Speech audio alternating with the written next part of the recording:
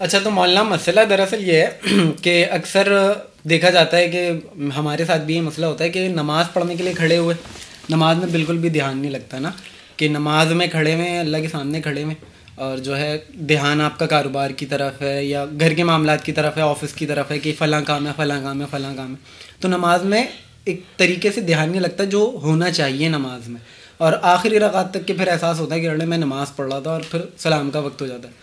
फिर एहसास होता है कि यार नमाज में तो मेरा ध्यान ही नहीं था।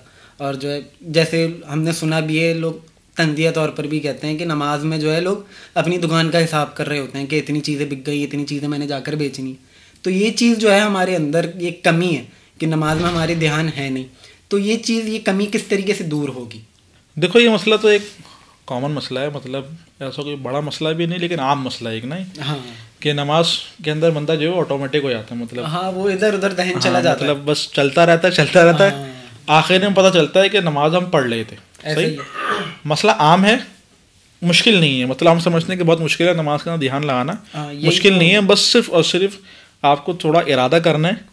और मैं आपको 3 पॉइंट बताता हूँ। अच्छा, सही, इंशाअल्लाह अज़ीज़ आप उस पर अमल करोगे, आपका तकरीबन 100% आपका ध्यान लगाना इंशाअल्लाह अज़ीज़ शुरू हो जाएगा। सही, 3 बातें बताता हूँ मैं आपको, इंशाअल्लाह उस पर आप अमल कर लो, इंशाअल्लाह फ़ायदा होगा।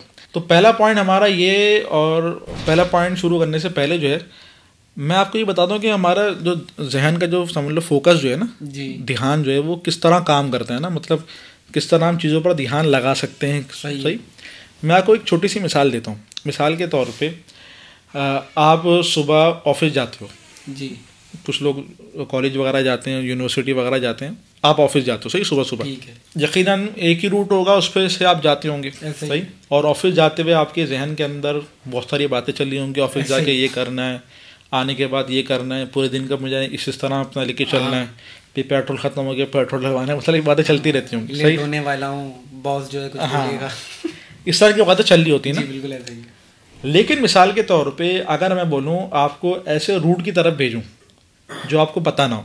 सही, मैं बोलूँ यार फला मिसाल के तौर अंडा मोड़ है, वहाँ जाना है अपने, पहली गली छोड़ कर दूसरी गली से आप उल्टे हाथ में मुड़ जाना, आगे जाके चौरंगी आएगी, वहाँ से आप सीधा मुड़ जाना। मैं आपको इस तरह मैंने पूरा रूट आपको समझा दिया।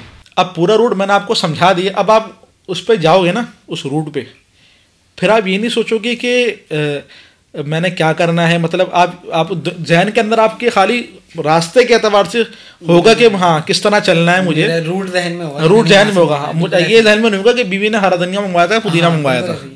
सही है, ये बात जहन में नहीं होगी, सिर्फ और सिर्फ आपके जहन में रूट ही चल रहा होगा। मतलब आप अपने आप पूरे फोकस के साथ आप रास्ते पे चल रहे होंगे। सही, क्यों हुआ ऐसा ही कि एक तरीके का ध्यान उधर लगा हुआ होता है ना कि मैंने फला जगह पहुंचना है।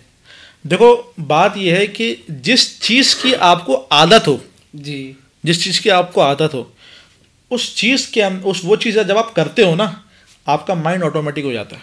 सही है, जौन सी भी चीज़, हाँ, जौन सी भी चीज़ हो जिसकी आपको आदत हो, अगर आप वही करते रहोगे तो आपका माइंड जो है ना खुद ब खुद जिस्म को ऑर्डर दे देगा, भाई तुम्हें ये काम करना, और माइंड जो अपने सोचने के अंदर चला जाएगा। सही, जैसे कि अभी मैंने मिसाल दी, आप देखो वो रूट जिस पे आप रोजाना जाते हो उसमें आपके ध्यान में ख्यालात आते हैं। सही, लेकिन वो रूट जिस पे आप पहली बार जा रहे हो उसमें ख्यालात नहीं आते, उसमें पूरा फोकस होगा। सही, इसी तरह जो हमारी नमाज है ना, हमने नमाज के अंदर जिस तरह हम नमाज पढ़ते हैं, हमने अपने आप को आदी बना लिया। किस तरह, मिसाल के तौर पे हमने से मौलाना माजरत बात काट रहा हूँ, ये नमाज में ध्यान ना लगना ये सिर्फ उन लोगों का मसला नहीं है जो कि प्रॉपर एक नमाजी हैं, ये उन लोगों के साथ भी मसला रहता है जो नए नमाजी हैं।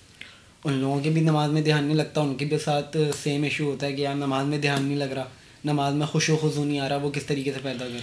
कहते हो ना, इंशाल्लाह आप ये 3 बातें ना जी, इंशाल्लाह इस पे करोगे ना तो इंशाल्लाह आपका ध्यान लगेगा। सही, ऐसी बात नहीं, इंशाल्लाह लग जाएगा, नया हो या पुराना हो उस पर लग जाएगा। सही, तो मैं ये कह रहा था कि जिस चीज़ की आपको आदत हो, सही, वही चीज़ आप बार बार करोगे तो यूज्ड टू हो जाता है ना जहन आपका। सही, अब मिसाल के तौर पे हम करते ये हैं कि हमने सूरह फातिहा पढ़ी, अल्हम्दुलिल्लाह रब्बिल आलमीन पढ़ते गए, उसके बाद आमीन के बाद डायरेक्ट बगैर सोचे समझे कुल हुवल्लाहु अहद अल्लाहु समद। सही, वो एक रूटीन में की जो सूरतें रूटीन की है हम वही बार बार पढ़ते रहते हैं। इसका होता ये है कि हम अब दिमाग को आदत हो जाती है। अब वो जिस्म को जो है ना वो समझ लो पैगाम देता है कि भाई तुमने इसी तरह करते रहना है, और खुद दिमाग सोचों के अंदर चला जाता है। ऐसा ही है, बिल्कुल ऐसा ही। अब इसका हल ये है कि आपने सूरतों को तब्दील कर करके पढ़ना है। अच्छा, मिसाल के तौर पे आपने सूरह फातिहा खत्म कर लिया, अब आपकी आदत है सूरह इखलास पढ़ने की। सही। अब आपने सूरह कौसर की तरफ सूरह कौसर पढ़नी, इन्ना आतीना कल कौसर। सही सही सही। अगली रकात का कुल या अय्युल काफिरून, मतलब आपने आप हाँ सूरतों को तब्दील करना ताकि आपको आदत ना हो। सही है। या मैं खुलासा कलाम करूं कि आपने सूरह फातिहा पढ़ने के बाद डिसीजन लेना है कि मुझे कौन सी सूरत पढ़नी है। अच्छा, सही। यानी कि आपने एक रूटीन पे नहीं चलना, जैसे हम रूटीन में चलते हैं ना, कोई मतलब जो मुंह पे आता है हम पढ़ना शुरू कर देते हैं, इस तरह नहीं करना, बल्कि आपने सूरतों को तब्दील कर करके पढ़ना। या फिर सूरह फातिहा करने के बाद आप डिसीजन लो कि भाई मुझे ये सूरत पढ़नी है, कि इन केस कहीं जहन जा भी रहा है तो वापस आ जाए। हाँ, कि भैया सूरत के हाँ, बारे में सोचो। सही है। तो आपने सूरतें तब्दील करके पढ़नी है। मिसाल के तौर पर सूरतें वगैरह होता है कि 2-3 याद होती हैं, हाँ। तो आप याद करने की कोशिश करो, इंशाल्लाह याद हो जाएंगे। कम से कम अम्मा पारा की आखिरी 10 सूरतें। हाँ, वो छोटी भी हैं, याद करने का टाइम भी नहीं लगता। अगर कोई बंदा किसी मौलवी साहब के सामने 1 हफ्ते के लिए बैठे तो 1 हफ्ते के अंदर वो सूरतें याद हो जाएंगे आराम से। सही, कोई इतना मसला है होता भी नहीं है। तो पहला पॉइंट क्या निकला हमारा कि हमने सूरतों को तब्दील कर करके पढ़ना। अच्छा, दूसरा पॉइंट मेरा ये। अच्छा मौलाना, ये तो आपने बता दिया इनफरादी नमाज का ना, कि मैं सूरतें तब्दील कर रहा हूँ और मेरा ध्यान वापस इस चीज़ में चला गया कि मैंने इस जगह फलां सूरत पढ़नी है, इस जगह फलां सूरत पढ़नी है, हर रकात में मैंने सोच लिया। लेकिन अगर मैं इमाम के पीछे पढ़ रहा हूँ नमाज तो फिर उसमें तो मैं चुपचाप खड़ा हूँ, कुछ भी नहीं पढ़ रहा, तो फिर इसका क्या तरीक़ाकार है? इसका तरीक़ेकार इंशाल्लाह मैं आपको तीसरे पॉइंट में बताता हूँ। अच्छा, सही, ठीक है। पहले मैं आपको दूसरा वाला पॉइंट है, पहले मैं ये कवर करता हूँ, तीसरे के अंदर इसका जवाब आ जाएगा, फिक्र नहीं करें। सही। दूसरा वाला हमारा पॉइंट ये कि आप जिस स्पीड से नमाज पढ़ ली हो जी, उससे आपने थोड़ा स्लो स्पीड से नमाज पढ़नी है। अच्छा, सही। जो आप यानी 3 पढ़ लें तो 5 पढ़, तस्बीहात बढ़ा दो आप। सही है। सही, तस्बीहात बढ़ा दो। और एक इसका अच्छा तरीका, बेहतरीन तरीका ये कि आप जब नमाज पढ़ो, तिलावत करो या तस्बीहात पढ़ो, आप अपने तौर पे अच्छी तरह बना के पढ़ो कि मैं अल्लाह ताला के सामने खड़ा हूँ, अल्लाह करके आराम से, हाँ, अल्लाह ताला के सामने मुझे खूबसूरत तर्ज के अंदर जी तिलावत करनी है, तस्बीहात वगैरह पढ़नी है खूबसूरत तर्ज के अंदर। तो आप इस तरह तसव्वुर करो कि मैं अल्लाह ताला के सामने खड़ा हूँ और अल्लाह ताला को सुना रहा हूँ और बड़ी मोहब्बत के साथ सुना रहा हूँ। सही सही। तो इससे एक तो आपने स्लो करके पढ़नी है, और करोगे किस तरह, तो आपने बड़ी मोहब्बत से और तर्ज के साथ, अच्छे तर्ज के साथ आपने तिलावत करनी है, तस्बीहात वगैरह पढ़नी है। इंशाअल्लाह राजी खुद ब खुद नमाज है वो स्लो भी होगी और आपकी तवज्जो नमाज के अंदर और बढ़ती जाएगी। सही। अब तीसरा वाला पॉइंट भी है और आपका जवाब भी कि भाई जमात की नमाज के अंदर ध्यान किस तरह लगाएं। तो तीसरा वाला पॉइंट शुरू करने से पहले मैं कुरान की आयत पढ़ता हूँ। कुरान करीम के अंदर है वइज़ा कुरिअल कुरआनु फस्तमिउ लहु व अंसितू। जब कुरान करीम पढ़ा जा रहा हो तो आप कुरान करीम को फस्तमिउ लहु गौर से सुनो, गौर से सुनो, व अंसितू और खामोश रहो। सही। इसी के ऊपर अमल करना है। इमाम साहब नमाज पढ़ लें, सूरह फातिहा पढ़ाई, आपने खामोशी के साथ खड़े रहना है और इमाम साहब जो पढ़ लें उनको गौर से सुनना है। इमाम साहब ने दूसरी सूरत पढ़ी, आपने इमाम साहब को गौर से सुनना है कि इमाम साहब पढ़ क्या रहे हैं। सही है। सही। होगा क्या कि आपकी सारी तवज्जो कहाँ पर होगी, तिलावत की तरफ, कुरान की तरफ। अब नमाज में ध्यान लगेगा आपका। सही। आपने जो है वो तस्बीहात वगैरह पढ़ लो, अब आप जो पढ़ लो वो भी आपने यानी कि आपने तवज्जो के साथ पढ़ना है आपने। सही। खुद कुरान करीम की तिलावत भी कर रहे हो, अगर आप इनफरादी नमाज है आपकी और आप तिलावत कर रहे हो तो आपने तवज्जो के साथ आपने तिलावत करनी है।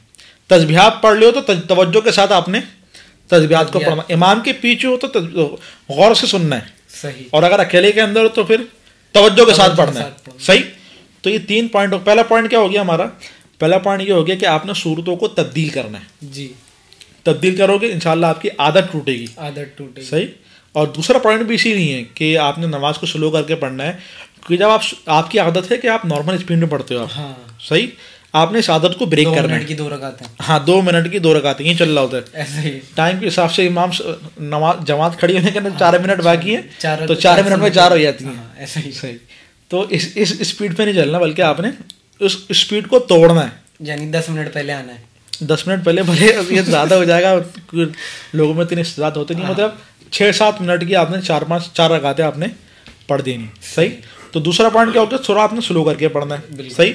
तीसरा पॉइंट क्या, आपने गौर से सुनना है। सही, अगर इमाम के पीछे पढ़ रहे हैं हाँ। इब्तिदा में।